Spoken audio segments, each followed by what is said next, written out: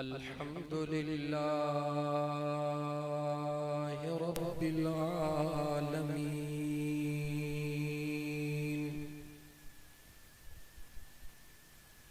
वस्सलातु वस्सलामु अला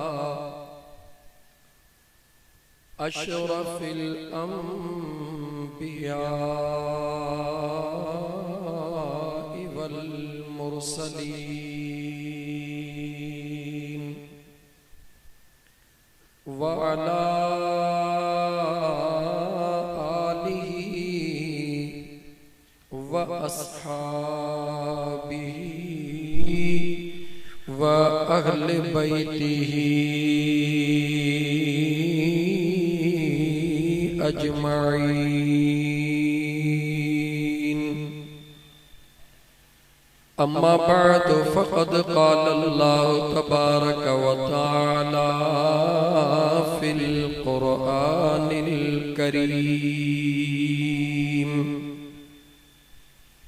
अऊज़ु बिल्लाहि मिनश शैतानिर रजीम।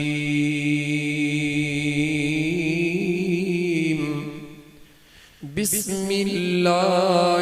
रहमानिर रहीम।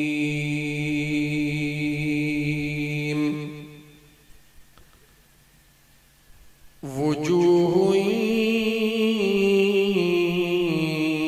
यौमइज़िन मुस्फ़िरतुन ज़ाहिकतुन मुस्तबशिरा व वुजूहुन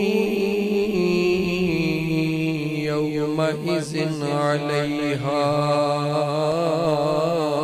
गबरा। व क़ाल अल्लाहु तबारक व तआला वक़ुल इअमलू फ़सयरल्लाहु अमलकुम व रसूलुहु वल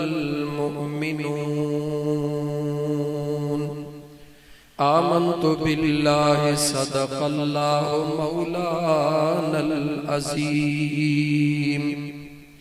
व क़ाल अल्लाहु तबारक व तआला फ़ी शान हबीबिही इन्नल्लाह व मलाइकतहु युसल्लूना अलन नबी या अय्युहल्लज़ीना आमनू सल्लू अलैहि व सल्लिमू तस्लीमा। अल्लाहुम्मा सल्लि अला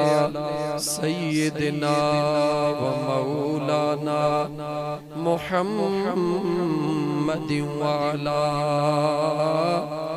आलिहि व अस्हाबिहि अजमईन।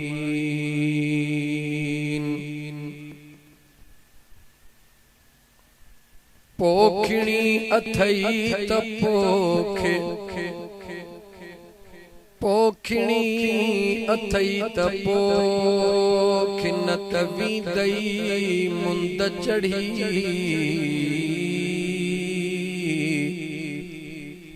पाणी थींदुई पो यारो पोइ सुकी थींदई सोक। अदा जिते लुणंदो सॼो लोक मथां सिकी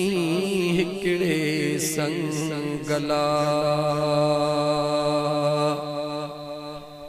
जॾहिं साथी अड़न थे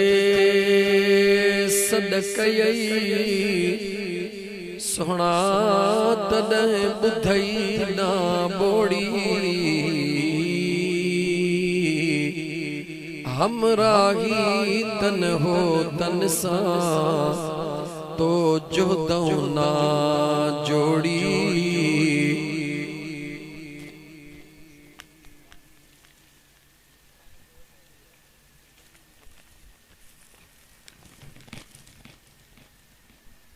पल्लव जाम पुनल जो मिठड़ा तो झलियो ना ड्रोड़ी हाणे नाहकुन दोरी थी ऋणन मेरी हूँ करी मुअज़्ज़ज़ सामीन किराम जियां तमां इलाके जे तमाम दोस्तन के मालूम आ अज 3 नवंबर 2022 यानी अजो को ॾींहुं 3 नवंबर 2021 ते शहीद नाज़िम हुसैन जोखियो जैके अल्लाह तबारक व तआला जे ज़ात बाबरकात ईमान जे सलामती सां खात्मो बिल खैर करे पंहिंजे दरबार में अचण जी तौफीक अता फरमाई हुई। अज उन मरहूम शहीद नाज़िम हुसैन जोखियो जे दुनिया छॾण जे निस्बत सां अल्लाह जे ज़िक्र ऐं मुझे महबूब मदीने जे मीर सल्लल्लाहु अलैहि व आलिहि वसल्लम जे जिक्र ऐं दुरूद जी महफिल सजाई वई आ जंहिंमें अल्लाह तबारक व तआला जी ज़ात तव्हां ऐं असां जहिड़नि गुनाहगारनि खे पंहिंजा गुनाह बख़्शिराइण जी तौफीक अता फरमाई। तव्हां असां गॾु थियण जो मक़सद एकड़ो गुलदस्तो तैयार करे महबूब मुहम्मद करीम सल्लल्लाहु अलैहि व आलिहि वसल्लम जे हुजूर में पहुंचाइण जो इरादो रखूं था। वो गुलदस्तो आहे दुरूद सलाम जो। छो त मुझा दोस्त इनफरादी तौर ते भी इंसान अल्लाह जो जिक्र कदो आ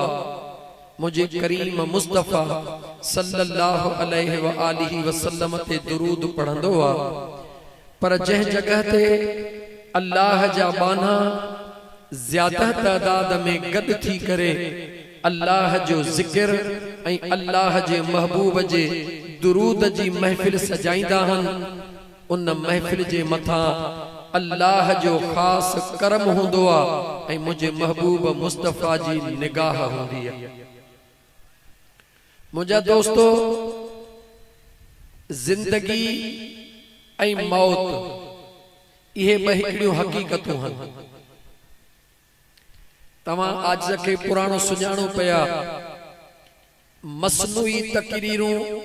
नकुली तकरीरूं ढंग वारियूं तकरीरूं कोन पुजंदियूं हन सच ऐं साफ ॻाल्हाइण जा आदी हो। जिंदगी ऐं मौत अल्लाह कुरान करीम में फरमायो अल्लज़ी खलक़ल मौत वल हयात। अल्लाह फरमाए थो मौत के भी पैदा करने वारी मां अल्लाह जी ज़ाता त जिंदगी बख्शण वारी भी मां अल्लाह जी ज़ाता। नंबर 1 इन गाल में कोई शक ना है। कुल मुझा महबूब मुस्तफा जी मुझा करीम रब ऐलान करे दुनिया के बुधा यतवफ़ाकुम मलकल मौतिल्लज़ी उक्किल बिकुम सुम्मा इला रब्बिकुम तुरजऊन। मुझा महबूब मुस्तफा कायनात के बुधा त मौत पाण ही न ईंदो आ जॾहिं मां अल्लाह जो हुक्म थींदो आ तॾहिं मलकल मौत ईंदो आ ऐं उहा जेका अमानत हिन वजूद में आ जेॾहूं आई आ उहा उन तरफ़ वापस हली वेंदी आ। इंसान मिट्टी जो बनियल आ। तवज्जो मुझा दोस्तों इंसान मिट्टी जो बनियल आ। जॾहिं इंसान मिट्टी मां अल्लाह तबारक व तआला जे कुदरत सां अंबड़ जे अञा वजूद में ईंदो आ अंबड़ के पहरो महीनो हुंदो आ अंदाजो लगायो उन बल बारड़े जे न्याणीया या पुट उन जे वजूद में साह न हुंदो आ बियो महीनो हुंदो आ अंबड़ चवंदिया मुखे बियो महीनो आ मगर साह न हुंदो आ टियों महीनो ईंदो आ मगर साह न होंदो आ चौथो महीनो ईंदो आ अल्लाह जे कुदरत दे निहारियो उन बेनियाज रब जे हिकमतुन दे निहारियो त उहो बेनियाज रब पांजे हिकमतुन सा कीअं पाणीअ मां वरी लोथड़ी बनाईंदो आ लोथड़ीअ मां वरी मास बनाईंदो आ मास मां वरी हड्डियूं बनाईंदो आ हड्डियुनि जे मथां वरी वास वराईंदो आ पहिरीं हे वजूद अमड़ जे पेट में मुझो अल्लाह तैयार करण फरमाइंदो आ बाद में जेको तुझो असां जो रूह अज़ल खां अल्लाह जे दरबार में तुझे मुझे हिन जिस्म जो मुंतज़िर हुंदो आ अल्लाह उनके हुक्म कंदो आ ओ अल्लाह जे हुक्म सां रूह अमड़ जे वजूद में इन बनियल बूते जे अंदर ईंदो आ रूह अलग शय हुंदी आ बूतो अलग शय हुंदो आ मुझा दोस्त अजीज बुत अमड़ जे पेट में मुझो रब बनाईंदो आ ऐं रूह के आलम अरवाह में अल्लाह पैदा फरमाए छड़ींदो अज एक जिंदगी ऐं मौत जे हकीकत के समझण जी कोशिश कयो मुझा दोस्तों त जिंदगी छा है ऐं मौत छा है जिंदगी भी एक हकीकत आ मौत भी एक हकीकत आ अल्लाह जे हुक्म सा वो आलम अरवाह मा रूह के जदे रब्बे जुल जलाल जो हुक्म थींदो आ अल्लाह जे हुक्म सा अमड़ जे वजूद में जेको बुतड़ो तैयार होंदो आ वो तैयार केर कंदो आ जो मुझो खालिक कायनात पाण तैयार ऐं उहो मुझो बेनियाज रब मुझो बेनियाज रब पंहिंजे पाक कुरान करीम में फरमाईंदो आ फी अय्यि सूरतिन मा शाअ रकबक मुझो सुनो करीम रब फरमाईंदो आ ऐ मुझा बाना कदे गौर कंदो कर अब्बो भी सागियो आ अम्मा भी सागिया खून भी सागियो आ निस्बत भी सागिया मगर हर दफे अचण वारे बारड़े जो कंहिंजो रंग निरालो हुंदो आ कंहिंजो अखड़ियूं निरालियूं हुंदियूं हन कंहिंजो चेहरो निरालो हुंदो आ कंहिंजी सोच अलग हुंदी आ मुझो बेनियाज़ रब तो फरमाए इहा मां अल्लाह जी मर्जी आ यानी मां अल्लाह जी पैदा करण ते कादिर हां मां अल्लाह इए वरी पाण दे घुराइण ते भी कादिर हां मुझे सुने करीम रब जे ज़ात बाबरकात फरमायो ऐ मुझा महबूब जी मुझा करीम रब कुल ऐ मुझा मुस्तफा जी मुझा करीम रब कायनात के बुधाए छदे इन्नल मौतल्लज़ी तफिर्रून मिन्हु फइन्नहु मुलाक़ीकुम मुझा महबूब मुस्तफा दुनिया के बुधा ओ दुनिया वारो मौत हिक अल्लाह जे तरफ का हकीकत जह जगह ते अल्लाह जे ज़ात जह जे जिंदगी जो इख्तिताम पांजे कुदरत में लिखी छड़ियो आ कुछ भी थी पे सजी दुनिया उन जे हिफाजत में हुजे पर जेके अल्लाह पाण दे घुराइण चाहिंदो आ उनके दुनिया जो कोई इंसान बचाए को न सघंदो आ मुझे बेनियाज़ रब फरमायो वरी जेके मां अल्लाह वरी जेके मां अल्लाह दुनिया में रहण चाहिंदो हां तहां जे साम्हूं कराची एयरपोर्ट जे भर में जडे जहाज क्रेश थियो होयो पूरे जहाज जा मानू खाक बनजी वया होया मगर बया ट्रे मानू उन जहाज मां भी बची वया कहीं बचाया जो उन खालिक कायनात बचाया जेको मौत जो भी मालिक आ त जिंदगी जो भी मालिक ओ मुझो बेनियाज़ रब फरमाइंदो आ ऐ मुझा बाना तोखे जिंदगी दिया तोखे जिंदगी दिया तो उनते नाज न कजा तोखे मौत दिया तो उनते मायूस न थी जा छो त तुझे जिंदगी दियण के भी मां जाना थो तुझे जिंदगी जे इख्तिताम के भी मां जाना थो मुझे बेनियाज़ रब 3 आयत कुरान करीम जी चौथी तिलावत हो कया वलई युअख्खिरुल्लाहु नफ्सन इज़ा जाअ अजलुहा। मुझे बेनियाज़ रब फरमायो जंहिंजे ज़िंदगी जी आखिरी घड़ी मां अल्लाह जिथे मुकरर करण फरमाइंदो हां उहा आखिरी घड़ी हूंदी आ। दुनिया जी काई ताकत उन जो हिकड़ो पसाह भी वधाए कान सघंदी आ। हिकड़ी शय क्लियर करण चाहियां त जिंदगी ऐं मौत कंहिंजो अख्तियार आहे। दोस्तो ॻाल्हायो ॻोठ शहीद नाज़िम हुसैन जोखियो जे सालियाने वर्सी में अचण वारा दुरूद ऐं ज़िक्र जे महफ़िल में वेहण वारा जवान वञण वारा वींदा हन हलिया मगर दुनिया के सबक जरूर सेखारे वींदा हन। दुनिया के दसे वींदा हन त दुनिया छॾींदो सब को आ। मरी त हिन महिल ताईं कई जोखिया बिरादरी जा मुंहिंजा दोस्त नंढड़ा वॾड़ा सुहिणा जवान औरतूं मर्द जरूर दुनिया छॾे विया हूंदा पर मरहूम नाज़िम हुसैन शहीद जोखे जो वञण कुछ निरालो आ। अहिड़ो निरालो आ जो अल्लाह जे ज़ात बाबरकात उन खे त जेका इज्जत बख्शी उहा त इंशाअल्लाह तवां के बुधाया पियो पर उन जी घरवारी केडी खुश नसीब आ।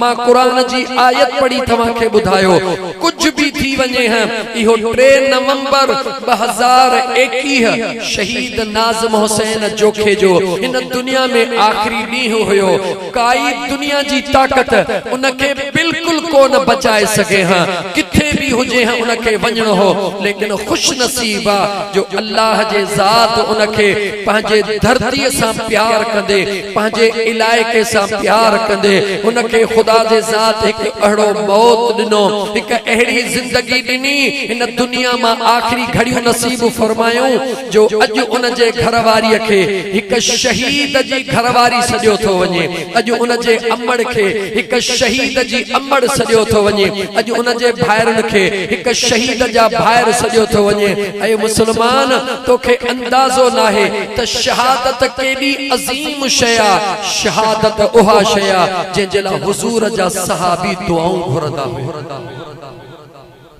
मरहूम शहीद नाज़िम हुसैन जोखियो अल्लाह तबारक व तआला उन जे कब्र जे मथा पंहिंजे अनवारे रहमत के बरसाए। अल्लाह जी ज़ात शहीद नाज़िम हुसैन जोखे जे कब्र के जन्नत जे बागन मां यकीनन हिकड़ो बाग बनाए। लेकिन मुंहिंजा दोस्त दुनिया जे अंदर जॾहिं कंहिंखे शहीद कयो वेंदो आ जरा गौर सां ए ॻाल्हियूं ॿुधजो। जॾहिं मुख़्तलिफ़ तरीक़नि सां शहीद इंसान खे शहादत मिलंदी आ उहा मैदान जंग में हुजे। शहादत जा क़िस्म आहिनि। पंहिंजे वतन अज़ीज़ जे धरतीअ खे बचाइण लाइ जेको जान कुर्बान कंदो आ उन खे बि शहीद सॼो वेंदो आ। जेको ॿिए जी जान बचाइण जे लाइ पंहिंजी जान कुर्बान कंदो आ उन खे बि शहीद सॼो वेंदो आ। पर जेको चौकीदारी करे रहियो आ कंहिं घरड़े जे मथां उन्हनि जी ज़िंदगी बचाइण लाइ अगरि चौकीदार जी मुंहिंजा दोस्त अज़ीज़ कंहिंजे हथां मौत थी वेंदो आ त उन खे बि शहीद सॼो वेंदो आ। लेकिन यादि रख मुंहिंजे मदीने जे मीर सल्लल्लाहु अलैहि व आलिहि वसल्लम जे ज़ात फरमायो जेको पंहिंजे वतन अज़ीज़ जे धरती जे हिफाज़त करण जे लाइ हिकड़ी रात ओजागो कंदो आ। आबिद जे 70 साल जे इबादतुन खां पंहिंजे धरती जे हिफाज़त करण वारे जी हिकड़ी रात जो ओजागो अल्लाह वटि वधीक इज्जत वारो आ। जुमलो दोहराया वरी मुंहिंजा दोस्त जुमले के वरी गौर सां ॿुधो। पंहिंजे वतन अज़ीज़ जी यानी ये जेका पंहिंजी धरती आ हर हिक जी अमानत आ। हर हिक वटि अमानत आ। जीअं ज़िंदगी अमानत आ इएं वतन अज़ीज़ जे धरती जो इंच इंच भी अमानत आ। जेको पंहिंजे धरती जे लाइ पंहिंजी जान कुर्बान कंदो आ अल्लाह वटि उन जी वॾी इज्जत हूंदी आ। दुनिया ॾिसंदी आ त शहीद के बेदर्दीअ सां शहीद कयो वियो आ। दुनिया ॾिसंदी आ त शहीद के हिन अंदाज में शहीद कयो वियो आहे छो त जंग जी मैदान मां या पाकिस्तान जी फौज जा जेके सिपाही जॾहिं उन्हनि जा मैयत ईंदा आहिनि केतिरनि जा मैयत मुंहिंजा दोस्त मुंहुं ॾिसण जे मुद बराबर भी न हूंदा आहिनि वारिस मुंहुं भी ॾिसी न सघंदा आहिनि लेकिन हदीस पाक जा लफ़्ज़ ॿुधो मदीने जे मीर सल्लल्लाहु अलैहि व आलिहि वसल्लम फरमायो जॾहिं जन्नत में शहीद पहुंचदा आहिनि उते जन्नत में भी बेचैन हूंदा आहिनि अल्लाह जी ज़ात मलाइकनि खे फरमाईंदो आहे ऐ फरिश्तो इन मुंहिंजे बाननि खां पुछी अचो जन्नत में उहा कहिड़ी शइ आहे जेका तव्हां वटि मौजूद नाहे हूरू तव्हां वटि मौजूद गिलमान तव्हां वटि मौजूद जन्नत जी हर सहूलत मौजूद आहे पर पोइ बि तव्हांजे जिस्म में बेचैनी आहे फरिश्तनि खे जवाब ॾींदा मदीने जो साईं फरमाए रहियो आहे त ओ शहीद फरिश्तनि खे जवाब ॾींदो त अल्लाह जे दरबार में सवाल थो कयां ओ मुंहिंजा करीम रब मूंखे हिकिड़ो दफ़ो वरी ज़िंदगी ॾे मां हिकिड़ो दफ़ो वरी दुनिया ते वञा मुंहिंजा मौला तुंहिंजे राह में पंहिंजे धरतीअ जे हिफ़ाज़त में मौला तुंहिंजे महबूब जे दीन जे ख़ातिर मां पंहिंजी जान कुर्बान कयां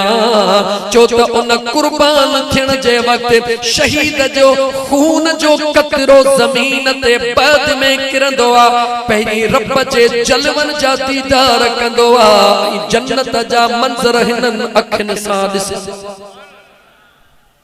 शहादत का मजाक हो रही है शहादत मजाक ना है बेशक तो के असांखे लगंदो आहे त यार हीअं थियो ही ओ खुदा जा बाना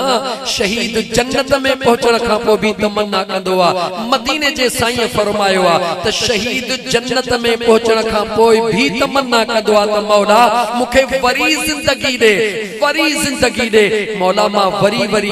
दुनिया ते ईंदो रहां तो रब जे रज़ा जे ख़ातिर शहीद थींदो रहां छो त मुंहिंजा दोस्त अज़ीज़ शहादत जो ओहो मकाम मुझे मदीने वाले मीर जो सहाबिया हजरत खालिद बिन वलीद नालो याद कजो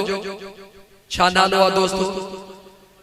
हजरत खालिद बिन वलीद मुझे महबूब मुस्तफा जो दीवानो आहे दिल में शहादत जो शौक हर हुजूर जे सहाबीअ के हर हुजूर जे सहाबीअ जे दिल जी तमन्ना होती है त अल्लाह जी ज़ात असांखे शहादत नसीब करे मां तव्हां खां सवाल तो पूछा सुने नबी करीम अलैहिस्सलातु वस्सलाम जा सहाबा मुंहिंजा दोस्त दीन इस्लाम जे ख़ातिर पंहिंजे सरज़मीन जे ख़ातिर अल्लाह जे राह में जान ॾींदा हुया हज़रत खालिद बिन वलीद रज़ियल्लाहु तआला अन्हु हुजूर जे दरबार में आयो आ दिल में तमन्ना खणी आयो आ त मुझो महबूब मुझे ला दुआ घुरे त अल्लाह जी ज़ात मां खालिद बिन वलीद के शहादत नसीब करे दिल में तमन्ना खणी आयो आ दरबार मुस्तफा में आयो आ या रसूल अल्लाह सल्लल्लाहु अलैहि वसल्लम मुझे ला दुआ फरमायो ये कोन थो चवे त महबूब मुझे ला दुआ कयो त मां शहीद थी वञा दिल में शहादत जो शौक जुबान सा चवे तो आका मुझे ला खैर जी दुआ फरमायो मुझे मदीने जे मीर हथड़ा खणी फरमायो या अल्लाह इन खालिद बिन वलीद के लंबी जिंदगी अता फरमा जा ऐ मुझा करीम रब इन खालिद बिन वलीद के ईमान वारी जिंदगी सा ईमान सा खात्मो बिल खैर फरमाए जा हुजूर शहादत जी दुआ कान घुरी हुजूर खैर जी दुआ घुरी करे निहारे चयो खालिद जी मुझा आका अंत सैफुल्लाह तू अल्लाह जी तलवार है तमाम सहाबा वेठा होया रश्क करण लगा ऐ खालिद बिन वलीद तुझा नसीब केड़ा आला थी वया जो मदीने जे मीर तोखे खुशखबरी बुधाईया त तू अल्लाह जी तलवार है सहाबा मुबारक दई रहा हन खालिद वलीद ज़ारो कतार रोई रहो ऐ मुसलमानो सहाबा मुबारक दई रहा हन त तोखे मुबारक जो अल्लाह जे महबूब तोखे खुशखबरी बुधाइया ईमान ते तुजो खात्मो बिल खैर थींदो लंबी जिंदगी रब तोखे अता फरमाइंदो ऐं अल्लाह जी तलवार हई तू रोई रहियो हई खालिद बिन वलीद जवाब दिनो इन जे करे रोई रहियो हा जो अल्लाह जे महबूब फरमायो त अंत सैफुल्लाह तू अल्लाह जी तलवार हई अल्लाह जी तलवार कदे टुटंदी नाहे मुझे दिल में शहादत जो शौक हुयो मुझे दिल जी तमन्ना हुई त महबूब दुआ फरमाइन मगर महबूबन शहादत जी दुआ कान फरमाया महबूबन त मुखे अल्लाह जी तलवार चई छड़ियो यानी अल्लाह जी तलवार भजंदी नाहे मां समझी वयो हां त शहादत मुझे नसीब में नाहे मगर मौत मुझो ईमान ते हुजण यकीनी आहे ऐ मुझा दोस्त शहीद थियण का मजाक नाहे ई कंहिंजे वस जी ॻाल्हि नाहे ई केर चाहे त मां शहीद थिया ईअं न थींदो आहे जंहिंखे मुंहिंजे रब जी ज़ात बाबरकात मेहरबानी फरमाईंदो आहे उनखे मुंहिंजे अल्लाह जी ज़ात बाबरकात इहो सुहिणो दर्जो अता फरमाईंदो आहे त शहीद नाज़िम हुसैन जोखियो अल्लाह तबारक व तआला जी ज़ात उन जे क़ब्र खे जन्नत जे बागन मां हिकड़ो बाग बनाए अल्लाह जो कुरान ॿुध जंहिं कुरान करीम खे तो विसारे छॾियो आहे मुस्लमान मुझे बेनियाज़ रब फरमायो यौम यफिरुल मरउ मिन अखीहि व उम्मिहि व अबीहि व साहिबतिहि व बनीहि लिकुल्लि इम्रिइन मिनहुम यौमइज़िन शअनु युगनीहि वुजूहु यौमइज़िन मुस्फिरतुन ज़ाहिकतुन मुस्तबशिरा व वुजूहु यौमइज़िन अलैहा ग़बरा मुझे बेनियाज़ रब फरमायो जॾहिं क़यामत जो ॾींहुं थींदो यौम यफिरुल मरउ मिन अखीहि भाउ भाउ खे ॻोल्हींदो रहंदो भाउ भाउ खां बेज़ार हूंदो मुसलमानो अल्लाह जो कुरान ॿुधो इते त असांखे अंदाज़ो ई कोन्हे अल्लाह जो कुरान हलंदो आहे असांजी गुफ्तगू बंदि कोन थींदी आहे असांजो ॻाल्हाइण ख़तम कोन थींदो आहे ॻाल्हियूं पिया कंदा आहियूं यानी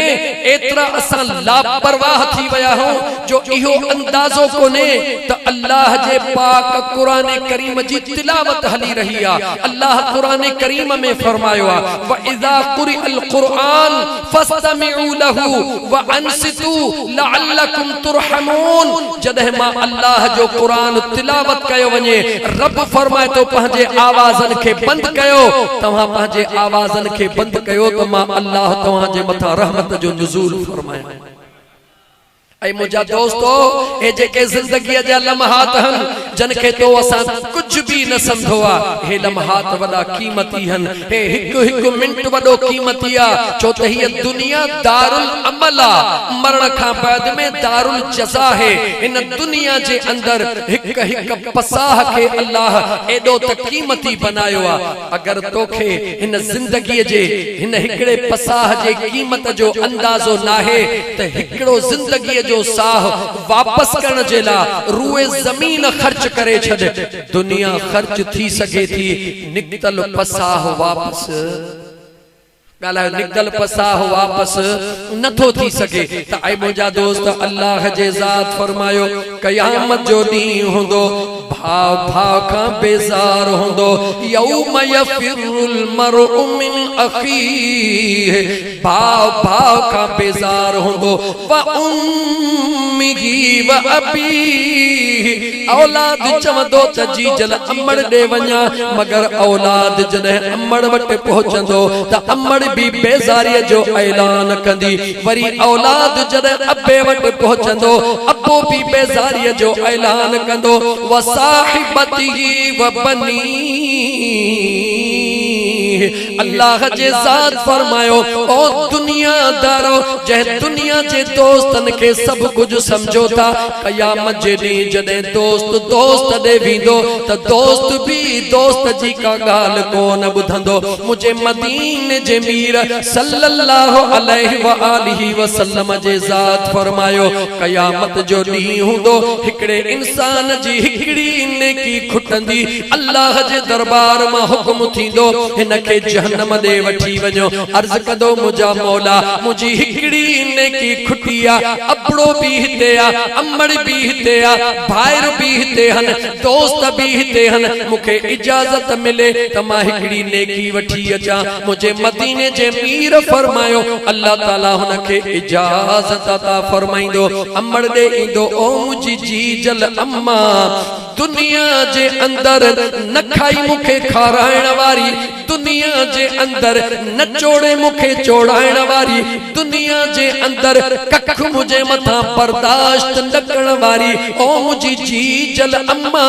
अज हिकड़ी मुझी नेकी खुटी पई आ जहन्नम जे तरफ वञी रहियो हां ओ मुझी सुहणी अम्मा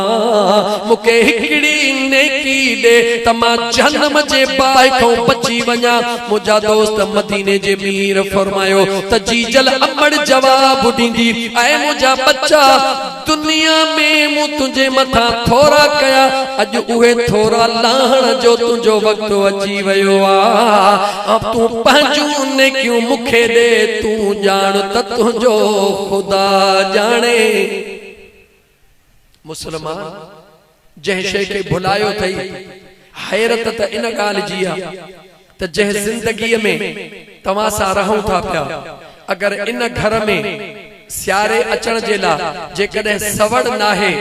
ब्लैंकेट नाहे त हाणे खाई तैयारी लगी पई आ। ज़ाल मुर्स के चवे थी हिम्मत कर बटे ब्लैंकेट वठी आ मुर्स ज़ाल के चवे थो हिम्मत कर बटे रिलियूं तैयार करे वठ सियारो थो अचे सीअ अचण वारा हन ऐं ज़रूरी आ। ऐं मुंहिंजा मुस्लमान भा जेकॾहिं सीअ अचण खां अॻु में तुंहिंजे घर में सवड़ न हुजे तुंहिंजे घर में ब्लैंकेट न हुजे त तोखे केॾी बेचैनी थी थिए त मुंहिंजी ज़िंदगी सियारे में कीअं गुज़रंदी। दोस्त सियारे खां बचण जे लाइ तो जे लाइ रज़ाई ऐं ब्लैंकेट हुजण ज़रूरी आ। छा तोखां विसरी वियो आ त हिकड़ी क़बर भी आहे जेका हिकु दफ़ो न ॾींहं में 3 भेरा तोखे सॾ कंदी आ हिकु भेरो न सुबुह जो तोखे सॾ कंदी आ ओ मुंहिंजे मथां नाज़ करे हलण वारा याद कर जॾहिं तोखे मुंहिंजे अंदर अचणो आ मंझंदि जॾहिं सिज नेज़े ते ईंदो आ इहा ई ज़मीन याने तुंहिंजे मुंहिंजे क़बर जो कानो वरी सॾ कंदो आ ओ मुझे मथा नाज करे हलण वारा जरा गौर कर जमीन शाम थींदी आ तुझे सुम्हण जो टाइम थींदो आ वरी तुझी कब्र तोखे सॾींदी आ 3 दफ़ा तुझी कब्र तोखे सॾ कंदी आ। ऐ मुसलमान तू घट में घट हिकड़ो दफ़ो तो न कब्र के याद कर जंहिंमें तोखे हलणो आ हिन दुनिया जे घर में त ख़बर नाहे केतिरा महीना रहणो आ केतिरा साल रहणो आ पर कब्र मुकाम दे निहार ओ गोठ आचार सालार चोखे वारा दोस्तो तहां जे गोठ जे बाहर मुकाम मौजूद आ सवे सालन खां जवान सुता पया हन सवे सालन खां सुता पया हन कोई वापस मोटी कोन आयो आ। ऐ दोस्तो छा इन खां वधीक अञा कंहिं दलील जी ज़रूरत आ त इन घर में जेको वेंदो आ उहो कॾहिं बि वापस मोटी कोन ईंदो आ। जॾहिं मोटी न ईंदो आ त इन घर के घर समझण हक़ आ को जे हिन घर जे ज़रूरतुनि खे पूरो न कंदे सियारे जूं ज़रूरतूं पूरियूं न कंदे त सियारे में सीअ में तड़पणो पवंदो गर्मीअ जूं ज़रूरतूं पूरियूं न कंदे त गर्मीअ में परेशान थियणो पवंदो। त ख़ुदा जे वास्ते कॾहिं तुंहिंजे ज़हन में इहा ॻाल्हि कोन आई आ त मुंहिंजो हिकिड़ो घर क़बर भी आहे जिथे हमेशा मूंखे रहणो भी आहे। ऐं मुसलमान छा क़बर जो हुजण हक़ नाहे कब्र में वञण हक़ नाहे जी बोजा अदा कब्र में वञण भी हक़ जियां दुनिया जूं ज़रूरतूं इए कब्र जूं भी ज़रूरतूं हन। दुनिया जे अंदर खाधो पीतो न हुंदो जिंदगी मफलूज बणजी वेंदी दुनिया जे अंदर पैसो न हुंदो दुनिया में वैल्यू कोन रहंदो ॻोठ जे अंदर घर जी जाइ न हुंदी दुनिया वारा निधड़ को समझंदा पर याद रखी छद मुसलमान अगर कबर जी तैयारी न कंदे अगर कबर में तो सा सोहणा अमल न होंदा त मुकाम वारा भी तोखे चंगो कोन सदींदा तोखे निधन कोई प्या सदींदा। ऐ मुसलमानन कबर जी तैयारी कर उजड़ गए वो बाग जिनके लाख माली थे। सिकंदर जब दुनिया से गया तो दोनों हाथ खाली थे। मुझे मदीने जे मीर फरमायो जदे अमड़ जवाब दई छदींदी ट्रोड़ी पंहिंजे बाबे वटींदो ऐ मुझा जानी बाबा हिकड़ी ने की खुटिया या हिकड़ी ने की मुखे दे। मुझे महबूब फरमायो अब्बो भी उनके जवाब दीदो वरी पंहिंजे दोस्तन दे वींदो तवा का सवा मानी न खाइंदो हुयुसे तवा का सवा टूअर कोन कंदो हुयुसे तवा का सवा दुनिया में जी कोन सघंदो हुयुसे। यार हिकड़ी ने की खुटिया या हिकड़ी ने की मुखे दियो। मदीने जे मीर फरमायो ओहे दुनिया वारा दोस्त भी जवाब नहीं चवंदा अज तोखे जरूरत असा के भी जरूरत। हुजूर फरमायो जदे मायूस थी दोस्तन का मायूस थी अबे अम्मा का मायूस थी भाइरन का मायूस थी मोटंदो हिकड़ो अजनबी रस्ते में मिलंदो निहारे चवंदो महशर जो मैदान हुजूर बयान करे रहियो आ मदीने तैयब जे मस्जिद नबवी में। मुझे मदीने जे मीर फरमायो हिको अजनबी इंदो जेके ओ जवान कोन सुञाणदो चवंदो देख ख़बर जो महशर जे मैदान में परेशान हुई चवंदो यार हिकड़ी नेकी थी खुटे अम्मा भी न थी दे अब्बो भी न थो दे दोस्त भी न था ॾियन हाणे वापस जहन्नम जे तरफ वञा थो तवज्जो कजो मुंहिंजा दोस्तो। मुझे मदीने जे मीर फरमायो ओहो अजनबी चवंदो मूं वटि नेकी हिकड़ी आ मूं वटि नेकी हिकड़ी आ मां त जहन्नम में यकीनन वेंदुसि छो त गुनाह अणखुट लगा पया आहिनि। नेकी हिकड़ी आ जे तुंहिंजो हिकड़ी नेकीअ मां कमु थिए थो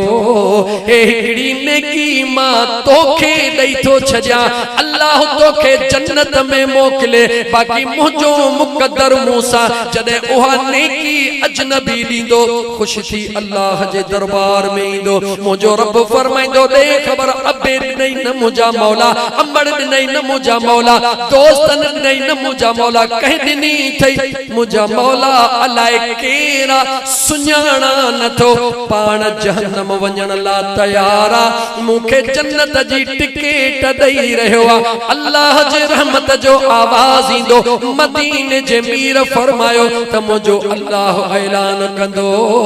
पहिरीं इन हिकड़ी नेकी ॾियण वारे के जन्नत में मोकिलियो पो वरी भले हिन के भी जन्नत में मोकिलियो। सबक छा हो उम्मत ला ऐ मुझा नौजवान साथियो इन हदीस मुबारक में तवा सांजे ला सबक छा होयो दर्स केड़ो मिलियो। मदीने जो साईं फरमाए थो पंहिंजन साथ दुख सुख में सबको वंडींदो आ दोस्तन साथ दुख सुख में सबको वंडींदो आ पर मुझे मदीने जे साईं फरमायो कदह कह अजनबी सां भी दुख में कदह मुश्किल घड़ी में कह अजनबी जी भी मदद कदा कयो जदे न तवा कह अजनबी जी मदद कई ऐ अल्लाह जे रजा खातर चो त पंहिंजे जी मदद कंदासी बिरादर में शोहरत मिलंदी मिटन जी मदद कंदासी मिटन में शोहरत मिलंदी दोस्तन जी मदद कंदासी दोस्तन जी शोहरत मिलंदी। मुझा दोस्त अजीज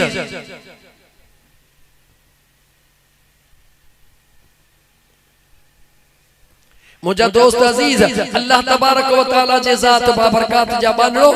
इंसान के अल्लाह जे महबूब सल्लल्लाहु अलैहि व आलिहि वसल्लम यो बुधाइण चाह्यो आ त ए इंसान तुझी भलाई इन में आ त तू बे जेला भलाई कर तुझी आसानी इन में आ त तू बे जेला आसानी कर मुझो अल्लाह तो जेला आसानी पाण ही पैदा करे छदींदो। त ऐ मुझा दोस्त तवा सा पंहिंजे ला आसानी पैदा न था कयो त बुधाए त बे जे ला आसानी कहिड़ी पैदा कंदासी त मार्ज पे कयो अल्लाह जे पाक कुरान करीम फरमायो वुजूह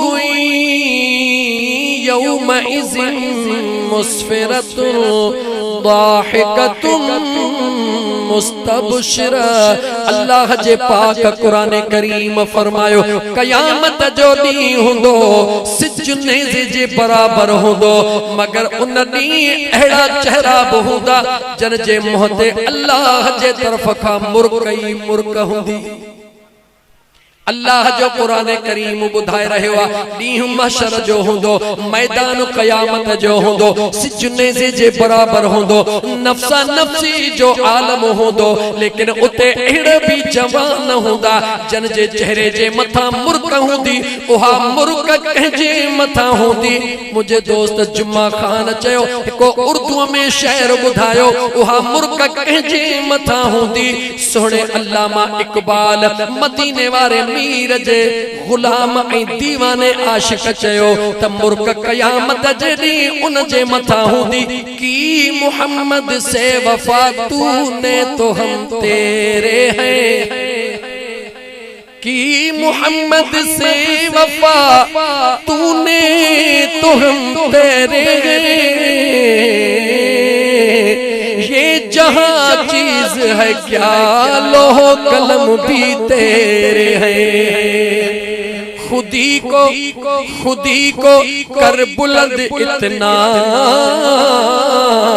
खुदी को कर बुलंद इतना कि हर तकदीर से पहले खुदा बंदे से खुद पूछे बता तेरी रजा क्या है। अजीजा ने मन अल्लाह जे इश्क में मदीने वारे मीर जे इश्क में मुझा दोस्त पंहिंजे पान के फना कर। मां तोखां सवाल तो पुछा, मुकामन में वञ दुनिया जा अमीर तरीन जवान भी सुता पया हन, मगर मुकाम ते वीदे महीने खां पोइ औलाद को न ईंदो। केॾो बि वॾो MP MNA मिनिस्टर हुजे, कंहिंजे क़बर ते को अचण लाइ तयार कोने, औलाद भी अचण लाइ तयार कोने, मगर औलिया अल्लाह जेके अल्लाह जा महबूब पालणा हन उन्हनि जे मज़ार ते जेॾी महिल वींदे वञ कलंदर जे मज़ार ते क़ुरान करीम जूं लोलियूं, वञ सुणे भिटाई घोट जे मज़ार ते क़ुरान करीम जूं लोलियूं, वञ मखदूम सुणे मोहम्मद हाशिम ठठवी जे मज़ार ते क़ुरान करीम जूं लोलियूं, जंहिं बि अल्लाह जे कामिल वली जे मज़ार ते वींदे क़ुरान करीम जूं लोलियूं जेके लोलियूं ॾेई रहिया हन उन्हनि खां कॾहिं सवाल कर ही मज़ार वारो तव्हां जो छा थे, न को रिश्तेदार आ, न को पाड़ेसरी आ, न को अजीज आ, न को माइट आ, रिश्तो कुछ भी न है, छाजे करे आया हो। चवन था हिन दिल मजबूर कयो आ तॾहिं गोठ छॾे बचड़ा छॾे अची हिते क़ुरान करीम जूं लोलियूं पिया ॾियूं, छाजे करे जो दिल थी चवे असां हिन जवान जे मज़ार ते कुरान करीम पढ़ूं। असां जे कुरान पढ़ण सां हिन साहिब मज़ार जे मथां अल्लाह जे रहमत जो नुज़ूल थींदो, हिन साहिब मज़ार जे दुआ सां वरी अल्लाह असां जा गुनाह माफ़ करे छॾींदो। ऐं मुंहिंजा दोस्तो दुनिया जे अंदर जेकॾहिं असां इज्जत ऐं सुकून जी ज़िंदगी चाहियूं था त पोइ अल्लाह जे मखलूक जी खिदमत करण तव्हां असां जे मथां लाज़मी आहे। अल्लाह जे मखलूक जी खिदमत कयूं। अचो त हिकिड़े मिंट जे लाइ सुहिणे महबूब मदीने जे ताजदार सल्लल्लाहु अलैहि व आलिहि वसल्लम जे दरबार में हलूं। तुंहिंजो मुंहिंजो सुहिणो नबी, तुंहिंजो मुंहिंजो सुहिणो नबी सल्लल्लाहु अलैहि व आलिहि वसल्लम दुनिया ते आयो, सब कुछ खणी आयो, सब कुछ तो असां खे ॾियण आयो, मुंहिंजो मुस्तफ़ा वठण कुछ भी, जवाब ॾियो मुंहिंजो महबूब वठण कुछ भी। ऐ अज़ीज़ा ने मन हिकिड़े मिंट जे लाइ गौर कर, हज़रत आदम अलैहिस्सलाम खां वठी हज़रत ईसा अलैहिस्सलाम जे उम्मत ताईं जेतिरा बि नबी दुनिया ते आया, जेतिरियूं बि उम्मतूं दुनिया ते आयूं, बेवफा मुसलमान पंहिंजे महबूब जा थोरा त निहार ओ बेवफा मुसलमान पंहिंजे महबूब जे कुर्बन दे त निहार हजरत आदम खां वठी हजरत ईसा अलैहि सलाम जे उम्मत ताईं जवाब दे ओहा कहिड़ी उम्मत जेके अल्लाह एतिरियूं सहूलतूं ॾिनियूं जेके अॼु मुझे महबूब मुस्तफा जे उम्मत वटि मौजूद हन। ऐ मुसलमान गौर कर नेकियूं पंहिंजी जगह ते अग में हर नबी जी उम्मत रात जो जुर्म कंदी हुई अल्लाह जे फरिश्तन के हुक्म थींदो हुयो सुबह जो सवेल दरन ते लिखजी वींदो हुयो दुनिया मुजरिम सदींदी हुई मगर मुस्तफा करीम सल्लल्लाहु अलैहि व आलिहि वसल्लम जे उम्मत जे मथा अल्लाह एड़ो करम फरमायो जो मुझे रब तो असांजा ऐब ढके छडिया अग में अंबिया जो उम्मत खैर खैरातूं कंदा हुया पाण को न खाईंदा हुया मिटन के को न खाराईंदा हुया दोस्तन के को न खाराईंदा हुया खैरातूं करे जबलन जे चोटिन ते रखी करे वेही इबादतूं कंदा हुया रब कबूल करे ओहा बाह साड़े वींदी हुई या शयूं उडामी वींदियूं हुयूं मुझे मदीने वारे मीर जो करम निहार अल्लाह पांजे महबूब जे सदके तो असां जे मथा मेहरबानी कईया खैर कयो भी खैरात कयो भी पाण सदकात कयो भी पाण भी खाओ दोस्तन के भी खारायो मिटन के भी खारायो सवाब अल्लाह जे दरबार मां मुफ्त में ॾियण जो ऐलान कयो वयो आहे। बेहद ने क्या अजब हद कर दी बेहद ने क्या अजब हद कर दी अरे खुद तो रहा पर्दे में सामने तस्वीर मोहम्मद कर दी। बेहद ने क्या अजब हद कर दी खुद तो रहा पर्दे में सामने तस्वीर मोहम्मद कर दी। मुझा दोस्त मदीने जे मीर सल्लल्लाहु अलैहि व आलिहि वसल्लम तो असां के जिंदगी जो हर सलीको सेखारियो आ मुझे आका सेखारियो आ अब्बे अम्मा सा कीअं हलणो आ मुझे आका सेखारियो आ पाड़े वारन सा कीअं हलणो आ मुझे आका सेखारियो आ गरीबन सा कीअं हलणो आ मुझे आका सेखारियो आ दोस्तन सा कीअं हलणो आ मुझे आका सेखारियो आ दुश्मनन सा कीअं हलणो आ। ऐ मुझा दोस्त अजीज हे दुनिया जूं जेके नेमतूं अल्लाह जे ज़ात तो असां खे नसीब कयूं हन बेशक ॾियण वारो त मुझो करीम रब्बा पर हे सभई सदको मुझे महबूब मदीने वारे पीर जो रब जी ज़ात ॾेई रही आ। चो तू जे न पहुंची हां त हाय दर दर ठुकरा इन्हा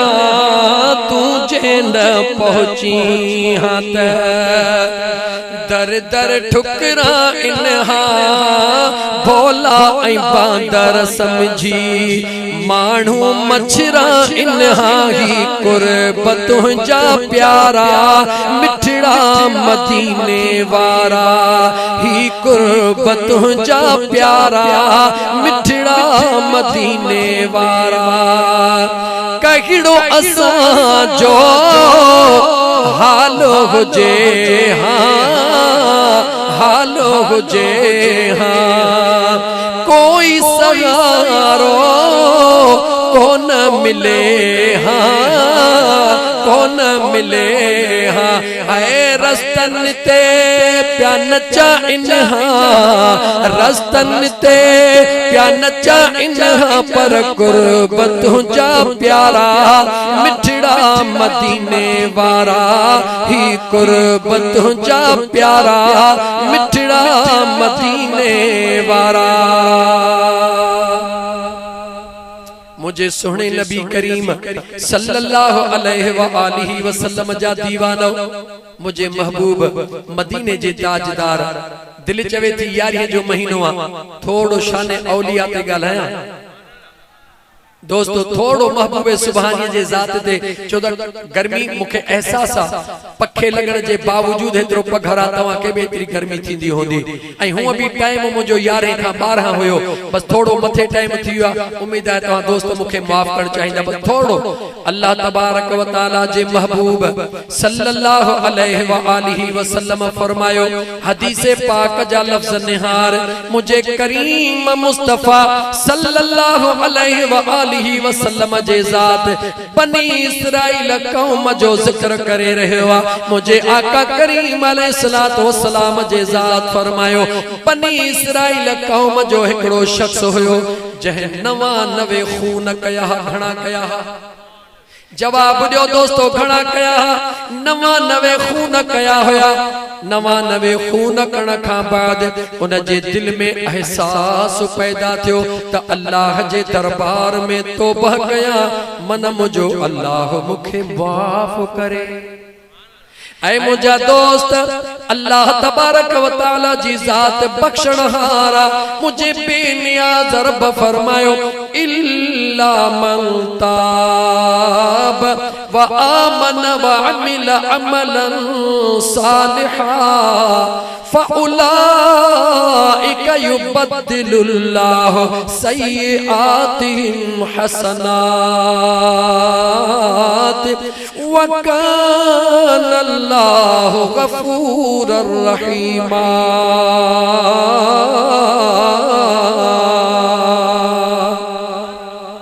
अल्लाह ताला जी ज़ात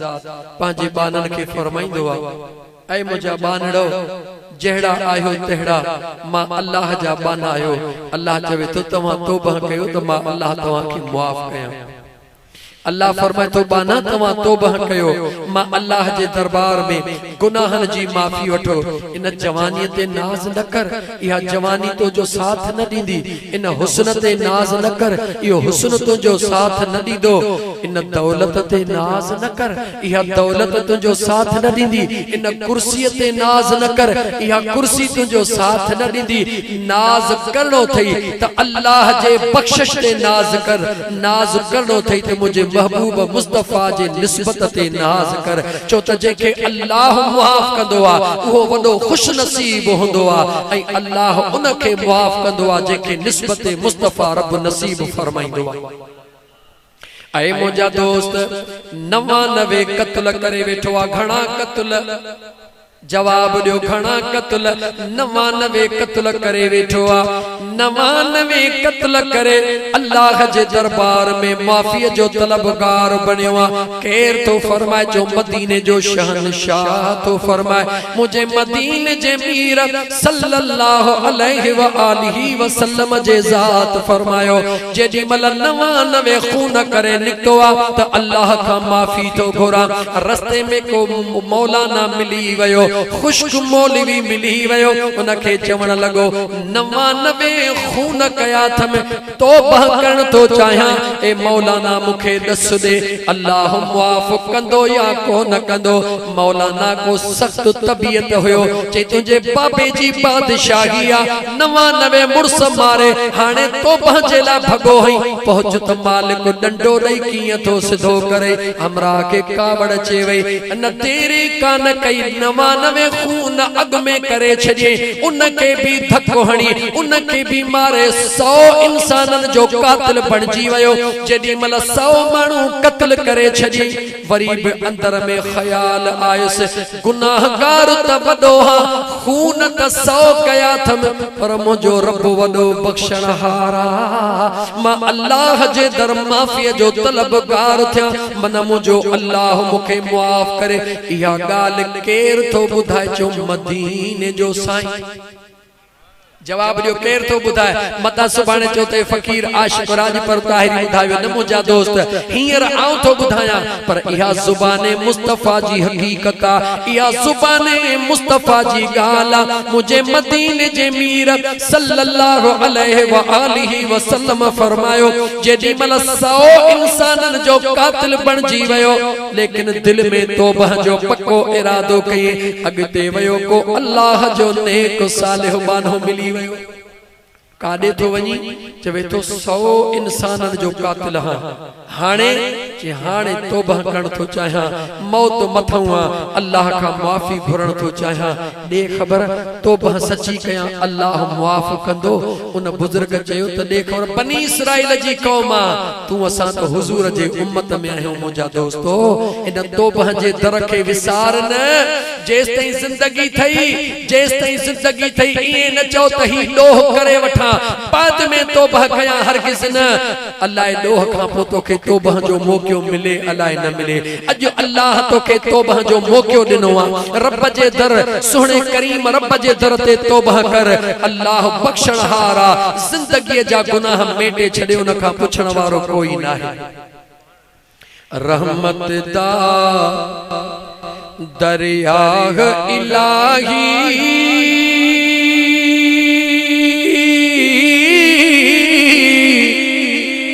हर दम वगदा तेरा जे एक कतरा मिल जावे मैनू ते पड़ जावे कम मेरा रहमत दा दरिया इलाही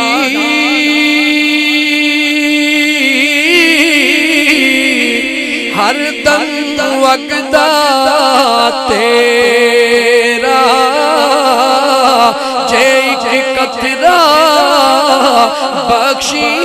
मैनू ते बढ़ जावे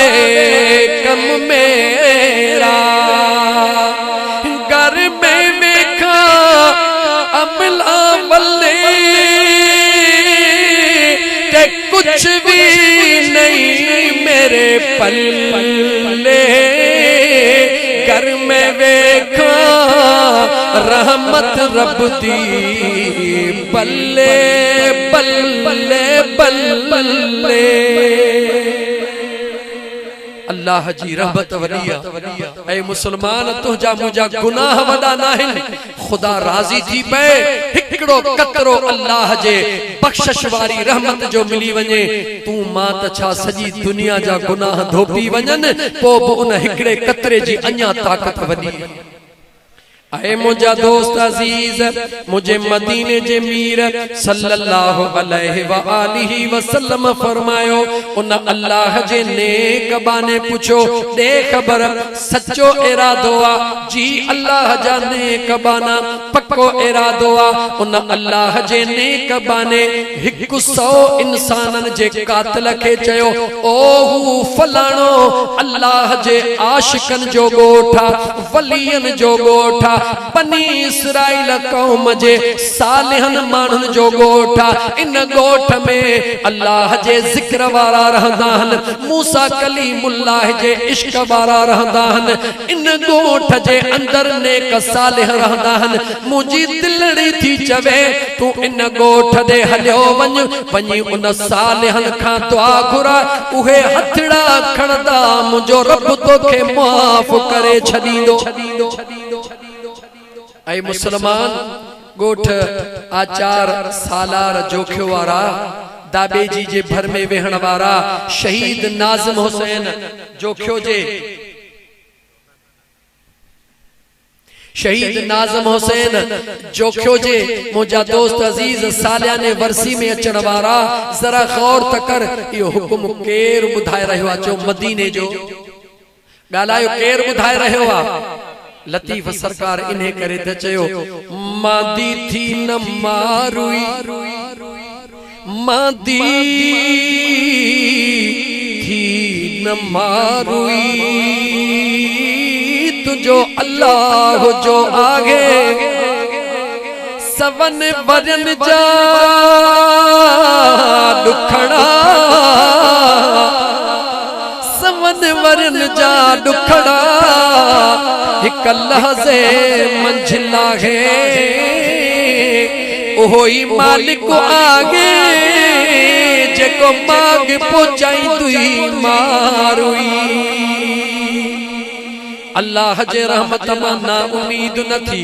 गुनाह घणा दिसी परेशान न थी तुझा मुझा गुनाह थोरा हन अगर परेशान थी तो इन ते परेशान थी त अञा मूं तौबा छो न कया हुजूर जो उम्मती आही हुजूर जो गुलाम आही हुजूर ते कलमो पढ़ियो तई मुझो रब तो कुरान करीम में चवे कुल ओ मुझा महबूब मुस्तफा जी मुझा करीम रब या इबादी इन बांधड़न के बुधा पंजे दीवानन के बुधा अल्लज़ीन असरफू अला अनफुसिहिम ला तक़नतू मिन रहमतिल्लाह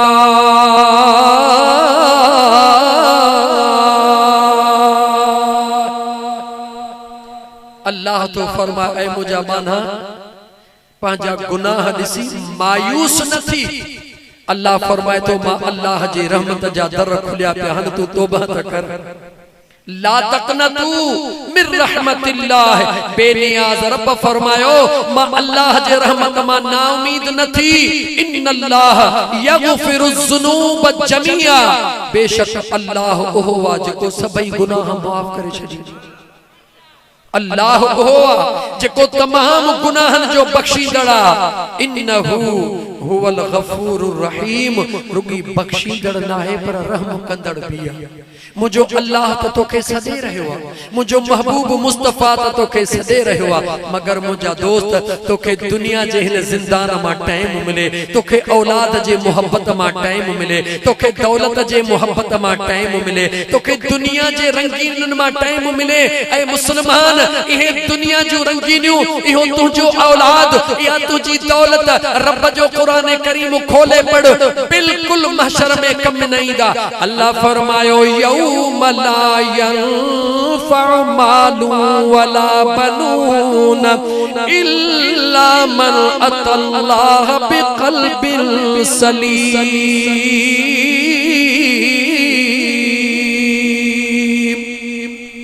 मुझे बेनियाज रब फरमायो महशर जे मैदान में तुझो औलाद तुझे कम को नहीं दो तुझी दौलत तुझे कम का नहीं दी मौला छा कमी दो अल्लाह फरमाए तो ही तुझी दिल अगर हिन दिल सा अल्लाह के याद कयो हुंदई अगर हिन दिल जे सच्चाई सा गरीबन जी खिदमत कई हुंदई अगर हिन दिल जे सच्चाई सा हुजूर ते दुरूद पढ़ियो हुंदई अल्लाह फरमायो या सलामती वारी दिल तुझे महशर जे मैदान में भी कमी दी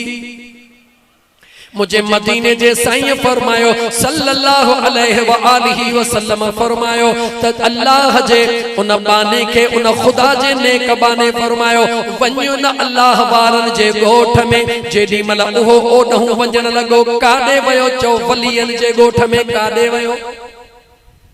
गालायो कोन था छो भला कहंदे वयो चो अल्लाह थकजी पया भला 5 मिनट ॾियो मां बस तो कयां ठीक है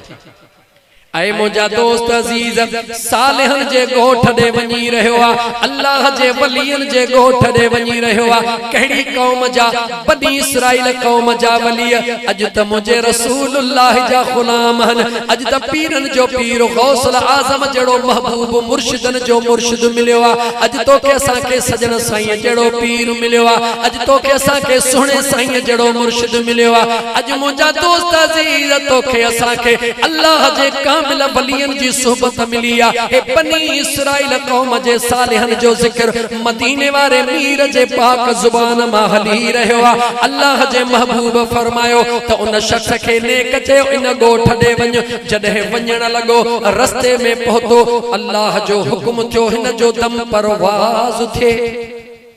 रस्ते में पहुतो आ तवज्जह त कर ऐ मुझा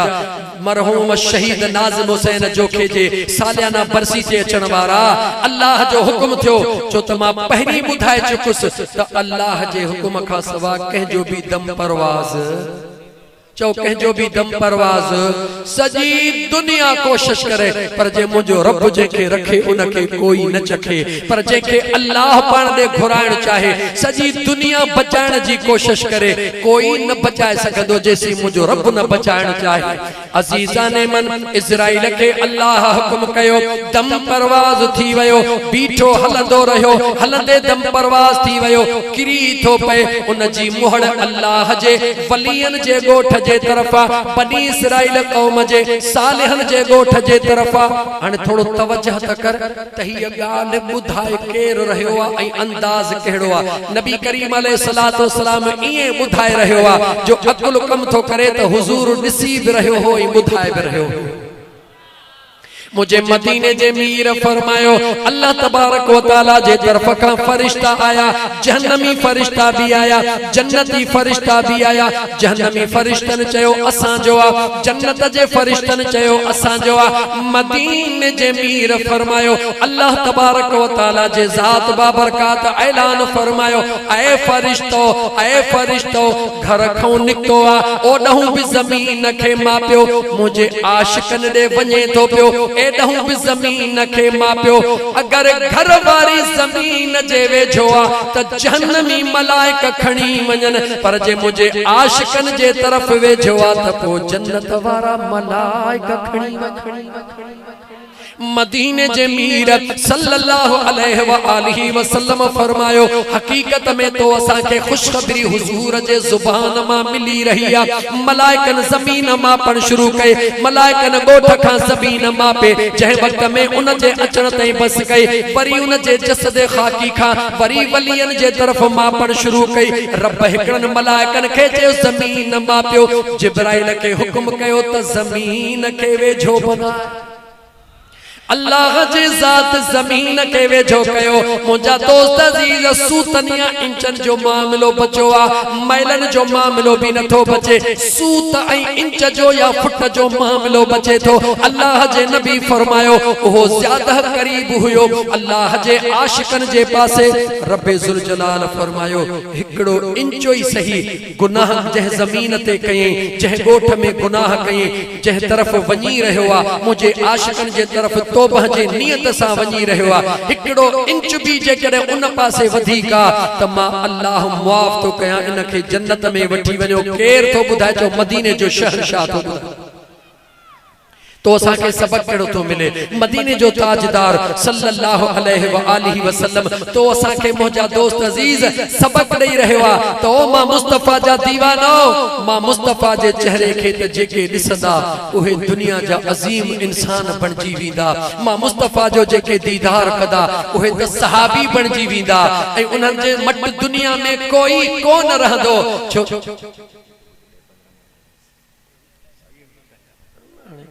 कंहिंजे अचण जे लाइ मूंखे मजबूर न कयो।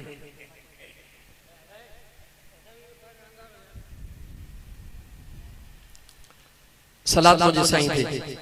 सल्लल्लाहु अलैहि या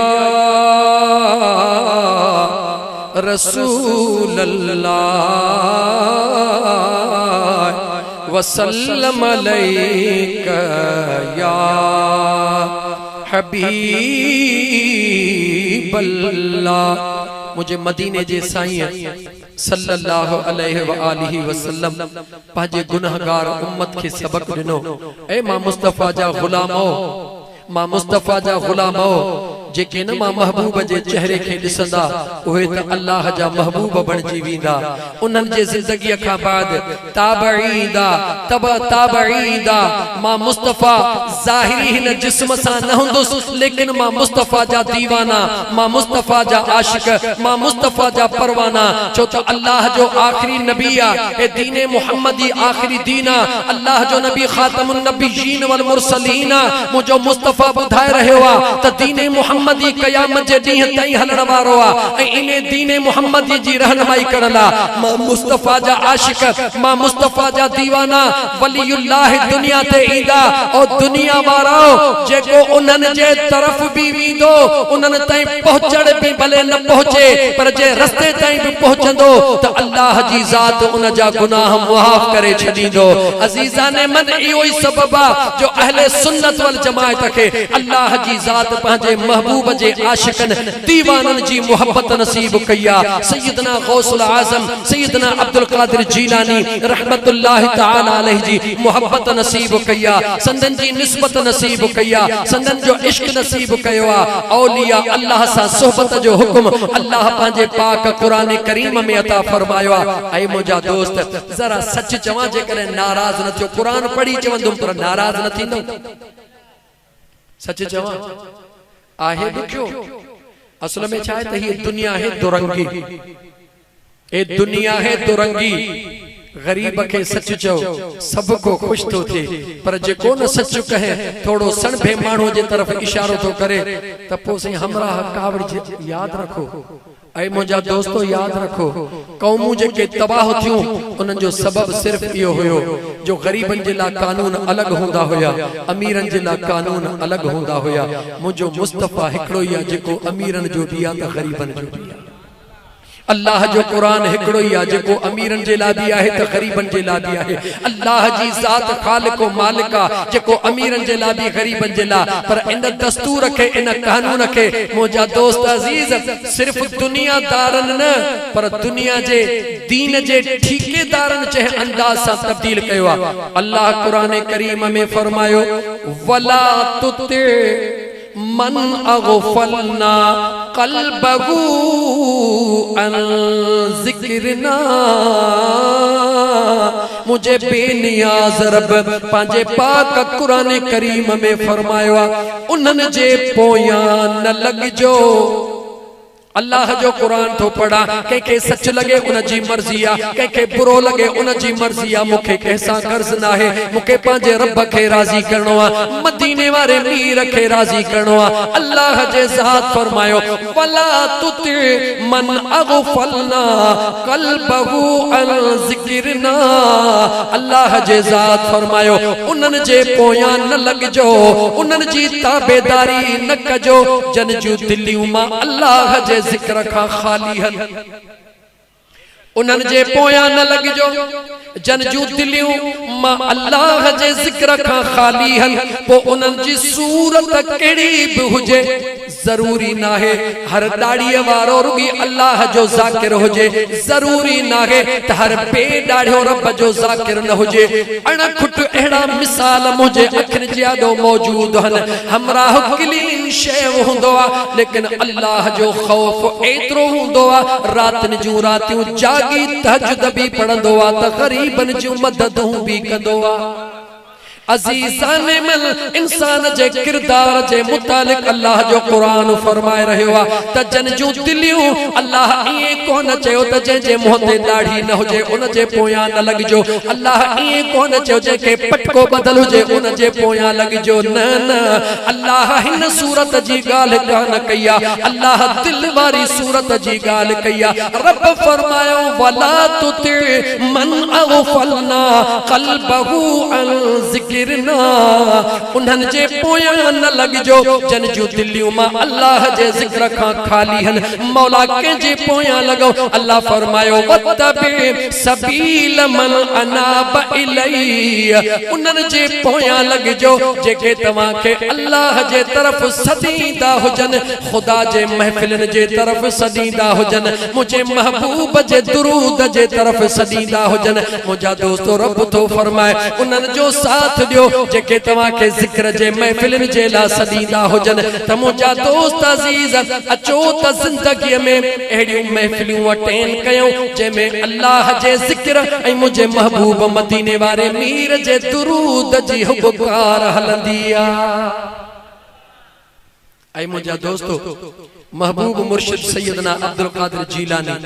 सब जो रहमतुल्लाहि तआला अलैहि संदन जे बाबे जे नाले जी ख़बर अथव?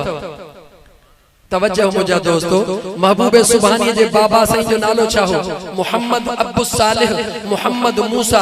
जंगी दोस्त ख़ुदा जो छा नालो हुयो? ॻाल्हायो त सही। ऐं मुंहिंजा दोस्तो अल्लाह जा बानड़ो हिकिड़ो जुमिलो जंगी दोस्त ख़ुदा जो ॻाल्हाइण थो चाहियां। सुहिणो अब्दुल सालिह मोहम्मद मूसा जंगी दोस्त ख़ुदा जो। मुंहिंजा दोस्त इनकलाब कहिड़ी ज़िंदगी हुई पंहिंजो संदन जे आॾो। उन वक़्त जो बादशाह जा सिपाही शराब जा मटका खणी अची रहिया हुया। छा खणी अची रहिया हुआ? जवाब ॾियो।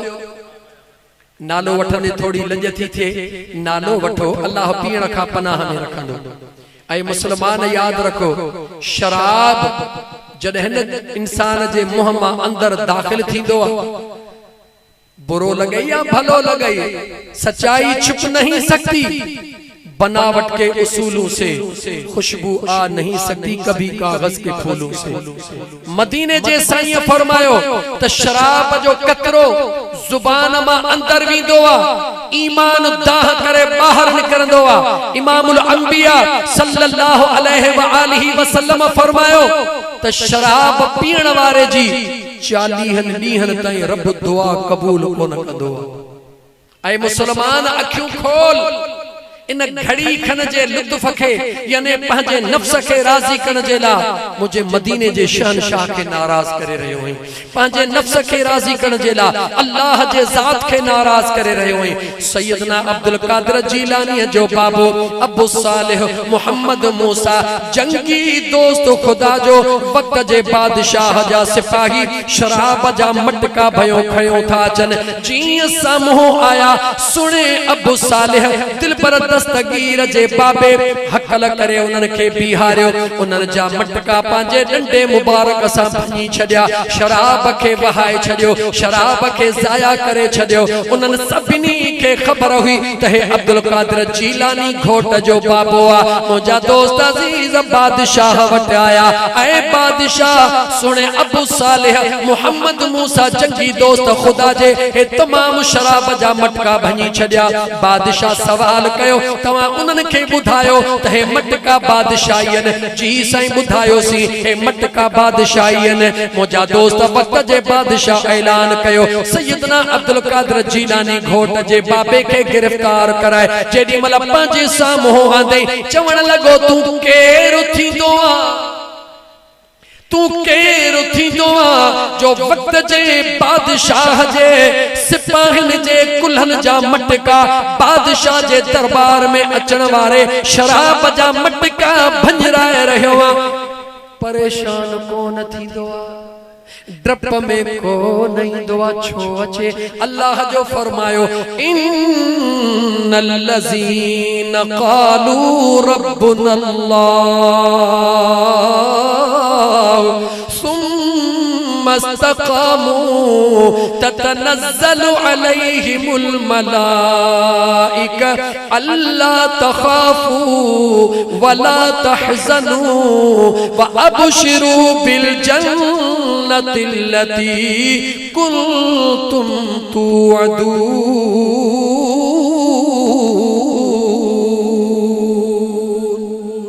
मुझे बेनियाज़ रब जो पंहिंजे पाक कुरान करीम में फरमायो बेशक उहे मां अल्लाह जा बाना जेके रब रब कंदे जिंदगी गुजारींदा, जेके अल्लाह अल्लाह कंदे जिंदगी गुजारींदा मां अल्लाह जे इश्क में जिंदगी गुजारींदा उन ते इस्तकामत कंदा। मुझे बेनियाज़ रब फरमायो मां अल्लाह थी ऐलान तो कया ततनज़्ज़लु अलैहिमुल मलाइकत मां अल्लाह पंहिंजे मलाइकन जो नुज़ूल पंहिंजे वलियन जे मथां कंदो हा। उहे मलाइक अल्लाह जे तरफा ची करे अल्लाह जे महबूब जे दीवानन आशिकन खे हिमथाईंदा हन। अल्लाह उन्हनि जो शान बयान कयो अल्लाह तख़ाफू वला तहज़नू उहे के दुनियादार खां को न डिजंदा हन, बादशाह खां को न डिजंदा हन, कंहिं बि ताकतवर खां को न डिजंदा हन। उहे डिजंदा हन त पंहिंजे बेनियाज़ रब खां डिजंदा हन। सैयदना अब्दुल कादिर जीलानी घोट जे बाबे मुरकंदे करे बादशाह के जवाब दिनो त तू थो चवी त तोखे केड़ो अख्तियार हिन इलाके जो मां मुहतसिब हां। छा इलाके जो जवाब दियो छा मुहतसिब आहियां, एहतिसाब कंदड़ आहियां। जॾहिं मूंखे एहतिसाब जे लाइ मुक़रर कयो वियो आहे त मुंहिंजे ज़िम्मेवारीअ में शामिल आहे जेका बि अल्लाह जे दीन जे ख़िलाफ़ ॻाल्हि थिए उन जो मुक़ाबिलो करण मुंहिंजे ज़िम्मेवारीअ में शामिल आहे। बादशाह गुस्से में अची करे चयो कंहिं तोखे मुहतसिब बनायो आहे। मुरकंदे सुणे अबू सालिह मोहम्मद मूसा जंगी दोस्त खुदा जे जवाब दिनो केड़ो जवाब दिनो पाण फरमायो ओ पुछण वारा त मुखे मुहतसब कहीं बनायो आ जह तोखे बादशाह बनायो आ उन ही रब मुखे मुहतसब आला बनायो आ। अल्लाह जे महबूब वली जे बाबे यानी हजरत गौसुल आजम जे बाबे जेडी मल इहो जवाब दिनो त गुस्से में जेको बादशाह वक्त जो पीछो हुयो वो यकदम वेही करे सुहणे मोहम्मद मूसा जंगी दोस्त खुदा जे यानी दिलबर दस्तगीर जे बाबे दे निहारे दोस्त तवज्जो कजो बस जुमलो आखिरी तो चवा निहारे करे चवण लगो त ए मोहम्मद मूसा अमर बिल मारूफ व नहीं अनिल मुनकर जे बुनियाद ते तोहे मुझे शराब जा मटका भगाहन या अन्या को बियो राज भी आहे जेडी मल बादशाह पूछो तो अन्या को बियो राज भी आहे त मुझे सुने अब्दुल कादर जीलानी घोट जे बाबे जवाब दिनो ए बादशाह अमर बिल मारूफ व नहीं अनिल मुनकर यो त अल्लाह जो हुक्म हुयो इन हुक्म जे तहत तम के करनो हुयो पर इन जो राज अन्या बियो हुयो बादशाह पूछो कहड़ो सोने दिल पर दस्तगीर जे बाबे जवाब दिनो मुझे दिल पई चे अल्लाह तो के बादशाह बनायो मां तो के जहन्नम जे पाए को बचाए वठा मन रब तुझे मथा राजी थी पवे। ऐ मुजा दोस्त इहो अल्लाह वारन जो शेवो अल्लाह वारन जो इहो कमाल आ जो उहे कंहिं खां बि डिजंदा जवाब जो कहीं खां भी डिजंदा नाहन फकत एक अल्लाह जे जात को डिजंदा हन दुनिया जो केड़ो भी बादशाह चे वो कहीं खां डिजंदा नाहन छो तो अल्लाह उनन जे जिस्म जे मथा कदे भी खौफ तारी न कदो आ। दुनिया जी तारीख आ उनन नौजवानन के चवण तो चाहा जेके अल्लाह जे वलियन जे हिकमत आई अजमत ते बिलीव न था कन यकीन न था रखन। ए नौजवानो दुनिया जी तारीख पढ़ी दिसो अकबर बादशाह जे जुल्मन के पढ़ी दिसो ऐं इमाम रब्बानी जे जुर्रत के पढ़ी दिसो अकबर बादशाह जे जुल्मन के पढ़ी दिसो जहांगीर बादशाह जे जुल्मन के पढ़ी दिसो ऐं वरी इमाम रब्बानी जे सीरत के पढ़ी दिसो संदन जे जुर्रत के पढ़ी दिसो एकड़े पासे बादशाह जा हुक्म हन एकड़े पासे बादशाह जी हुकूमत आ उन अकबर बादशाह वडो पिंडाल सजरायो आ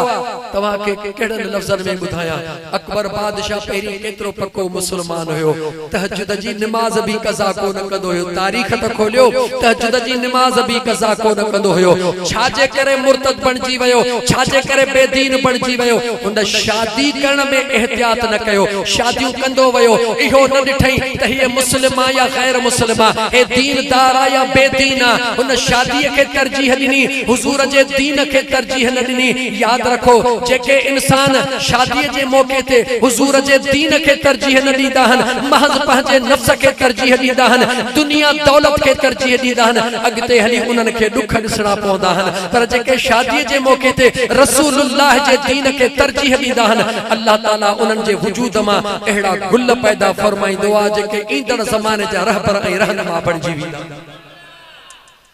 अचे वियो तव्हांजो महिमान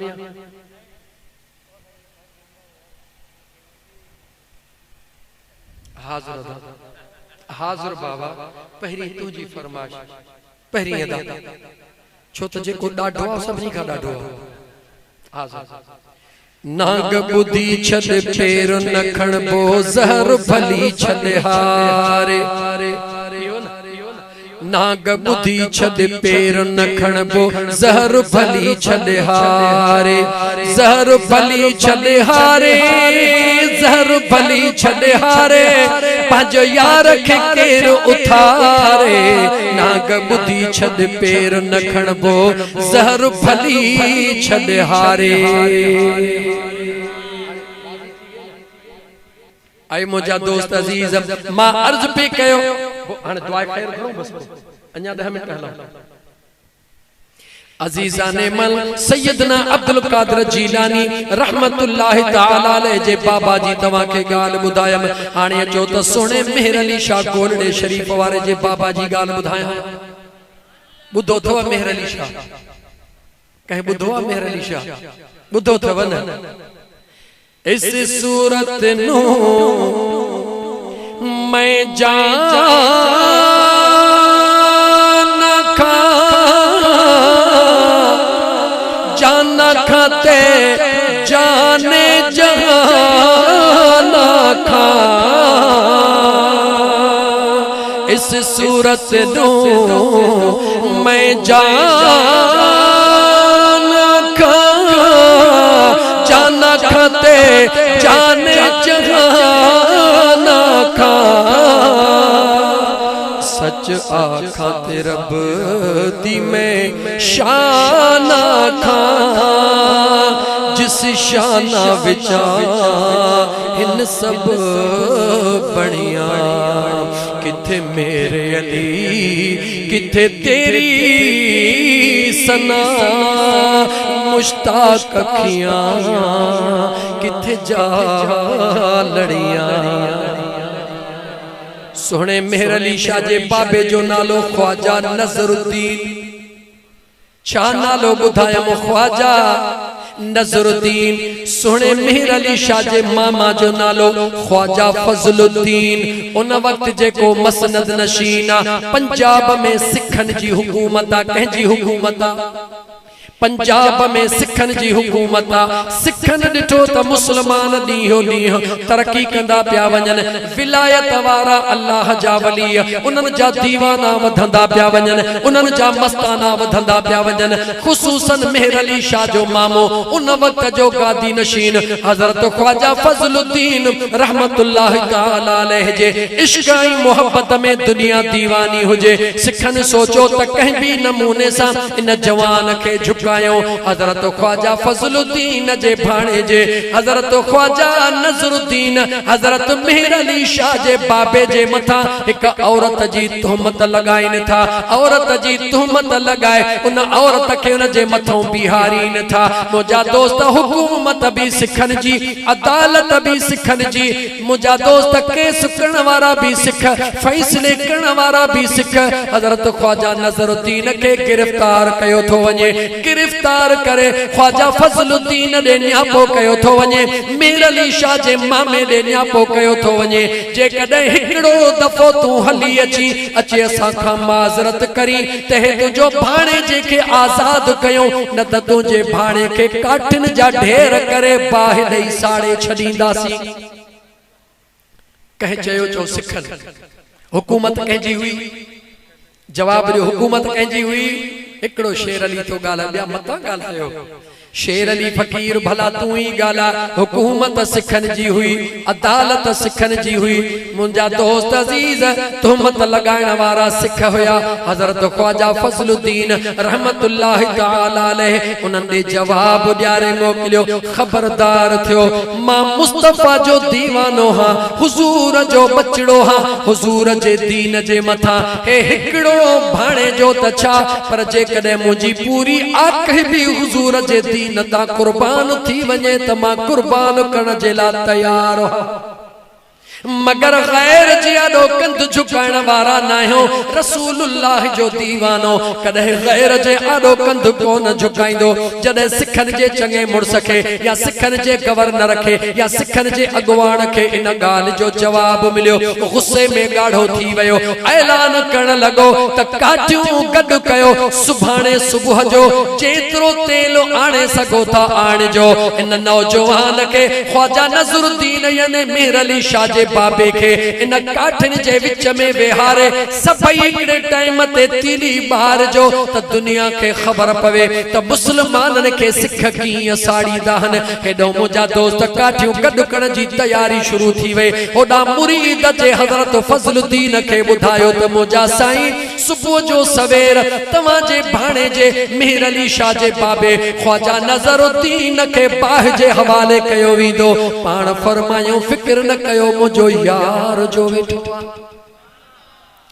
सजी रात मुसल्ले ते हजरत ख्वाजा फजलुद्दीन रहमतुल्लाहि ताला अलैहि वेहन था जेके मुरीद हन सोने अब्दुल कादिर जीलानी घोट जा बगदाद दे मोहड़ करे पाण सोने अब्दुल कादिर जीलानी घोट के सदा करे चवन था ऐ मुजा मुर्शिद मुजो बचड़ो बगैर कहे लोह जे इन मुश्किल घड़ी में फाथो मुजा दोस्त अजीज तवज्जो करे पंजे मुर्शिद करीम दे रात जो मुसल्ले ते वेठा हन ख्वाजा फजलुद्दीन मुसल्ले ते वेठो ओडो आखिरी जिंदगी जी रात ख्वाजा नजरुद्दीन कैद में गुजारे रहो आधी रात जो टाइम सैयदना अब्दुल कादिर जीलानी दीदार करायो ऐ बचड़ा नजरुद्दीन जी मुजा साईं सुबह जो सवेल सिख तो को पुछंदा आखिरी ख्वाहिश बुधा हिकड़ो ही जवाब दीजा पानी खणी अचो वुजू कया शुक्राने जो बरकातू नफल पढ़ा छो त मां पांजे यार सा मुलाकात करण ला वनी रहो हां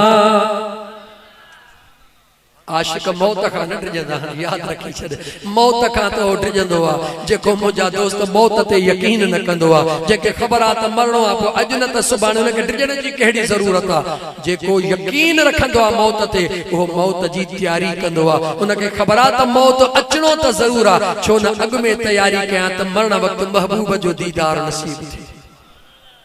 हजरत ख्वाजा नजरुद्दीन रहमतुल्लाहि ताला अलैहि परवाह न था कन मुजा दोस्त अख खुली वैया अल्लाह जी इबादत में मशगूल ओडा मुजा दोस्त सिखन काठियों गड कराए छडियो तेल जा ढेर अची वया ओ सिखन जो अगवान अची वयो अचे ख्वाजा नजरुद्दीन के चवण लगो आखिरी ख्वाहिश बुदा ख्वाजा नजरुद्दीन फरमायो हिकड़ी मुजी तमन्ना है पानी मुखे दिनो वने मुसल्लो मुखे दिनो वने वुजू करे आखिरी जिंदगी जा बरकातू नफल शुक्राने जो पढ़न तो चाहा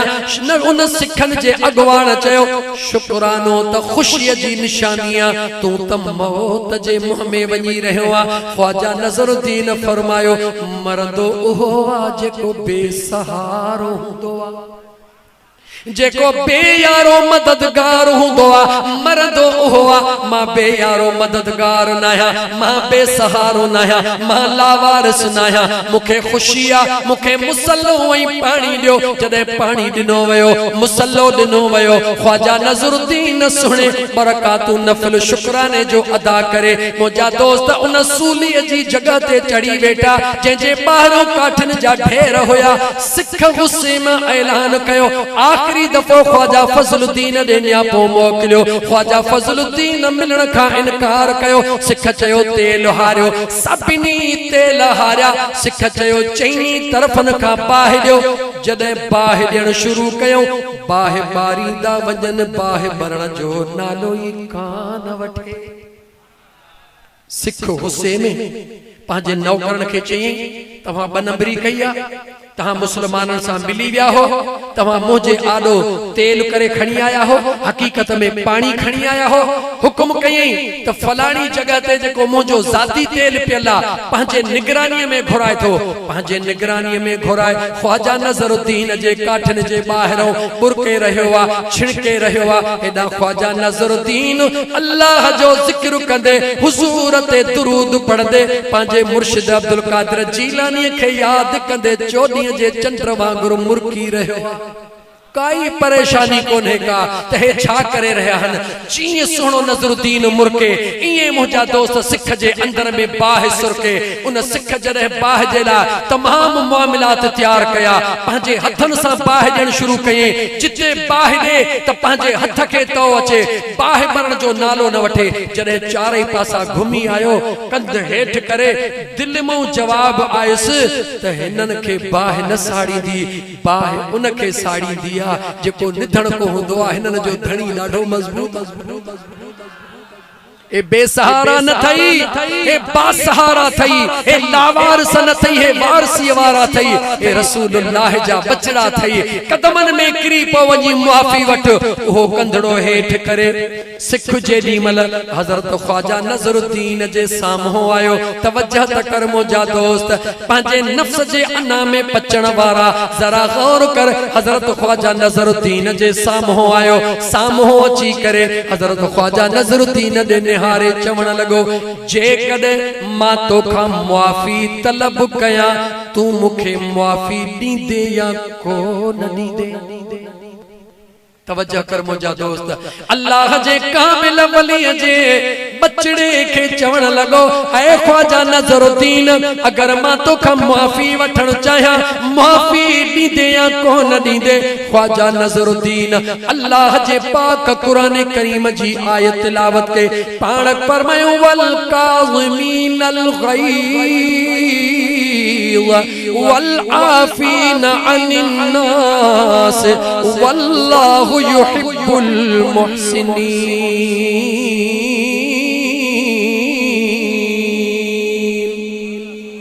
ख्वाजा नज़रुद्दीन अल्लाह जे कुरान जी आयत तिलावत करे उन सिख के चयो तू हाणे माफी वठण आयो हुई मूं त तोखे अगे ही माफ करे छडियो आ। तू हाणे माफी वठण आयो हई मूं तोखे अगे ही माफ कयो आ। सिख पुछो जदे मूं तोखा माफी कोन पे घुरी तो मुखे माफ छो कयो त पाण कुरान जी आयत पढ़दे फरमायो त जेको मुंहिंजो रब्बुल आलमीन उन मुंहिंजे रब्बुल आलमीन फरमायो आ त जेको कंहिं भी इंसान खे मां रब जे रज़ा ख़ातिर माफ करे छडींदो आ ऐं अहिड़े नमूने सां माफ कंदो आ जो ज़र्रे जे बराबरि भी दिल में को बुग़्ज़ अनाद न रखंदो आ। वल काज़िमीनल गैज़ वल आफीन अनिन नास जंहिं माण्हुनि खे हमेशा ला माफ करे छॾियो वल्लाहु युहिब्बुल मुहसिनीन मुंहिंजो अल्लाह उन सां प्यार कंदो आहे जेको ॿियनि खे माफ कंदो आहे।